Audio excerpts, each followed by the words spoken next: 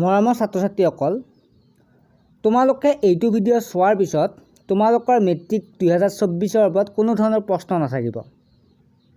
মোৰ বিশ্বাস এই ভিডিঅ'টো চালে তোমালোকৰ সকলোবিলাক অসুবিধা দূৰ হ'ব।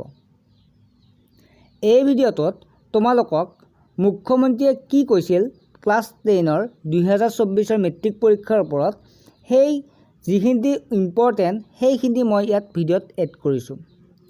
ছাত্ৰ-ছাত্ৰীসকল, শিক্ষামন্ত্ৰী ডাঙৰীয়ায়ো তোমালোকৰ 2024 চনৰ মেট্ৰিক পৰীক্ষাৰ ওপৰত কিছু মন্তব্য দিছিল যে পৰীক্ষা হ'বনে নহয়, কেনেধৰণে পৰীক্ষাটো পতা হ'ব, সেইখিনিও মই তোমালোকক ডেছক্ৰিপশ্যনত লিংকটো দি দিম। বহুতে চাইছে আৰু যদিও বুজি পোৱা নাই, কিন্তু এই ভিডিঅ'টো সম্পূৰ্ণভাৱে বুজি পাব। আৰু চেনেলটো মই যিটো এডুকেশ্যনেল চেনেল, গতিকে তোমালোক সকলোৱে ছাত্ৰ-ছাত্ৰীৰ সকলো সমস্যাৰ সমাধান মই ইয়াত নটিফিকেশ্যন বা বিভিন্ন প্ৰশ্নৰ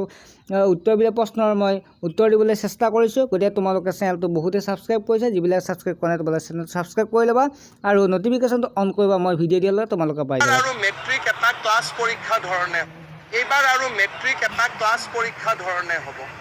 এইবাৰ আৰু মেট্ৰিক বুলি এটা বেলেগ পৰীক্ষা নহয়, যিটো ক্লাছতে পৰীক্ষা হয়। ফেইল পাছ থাকিব, কিন্তু স্কুলতে হ'ব। বিদ্যালয়খনে কণ্ডাক্ট কৰিব বা আমাৰ যিবিলাক অধিবিদ্যা পৰিষদ আছে তেওঁলোকে কৰিব।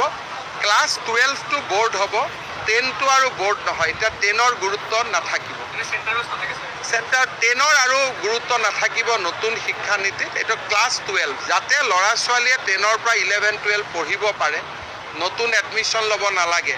সেইকাৰণে ৰাষ্ট্ৰীয় শিক্ষানীতিত 10ম মানৰ গুৰুত্ব কমাই দিয়া হৈছে। আৰু খুব 2 এদিনতে হায়াৰ ছেকেণ্ডেৰী কাউন্সিল আৰু সেৱাও বিলয় হৈ যাব। এটা অনুষ্ঠান হ'ব, কাৰো চাকৰি নাযায়, কিন্তু দুইটা লগ লাগি এটা অনুষ্ঠান হ'ব। এতিয়া জিলা বোৰ্ডেও পাতিব পাৰে, সেৱাইও পাতিব পাৰে, সেইটো বেলেগ কথা। কিন্তু আগৰ দৰে মেট্ৰিক বুলি যিটো এটা পৰিৱেশ হয়, সেই পৰিৱেশটো নাথাকিব। পৰীক্ষাটো যদি বোৰ্ডৰ কাম নাথাকে, বোৰ্ডেও পাতিব পাৰিব, এইটোত শিক্ষা বিভাগে সিদ্ধান্ত ল'ব। কিন্তু ক্লাছ 10ৰ গুৰুত্ব ৰাষ্ট্ৰীয় শিক্ষানীতিত নাই। ৰাষ্ট্ৰীয় শিক্ষানীতিত গুৰুত্ব ক্লাছ 12। এইবাৰ আৰু মেট্ৰিক এটা ক্লাছ পৰীক্ষা ধৰণে হ'ব। এইবাৰ আৰু মেট্ৰিক বুলি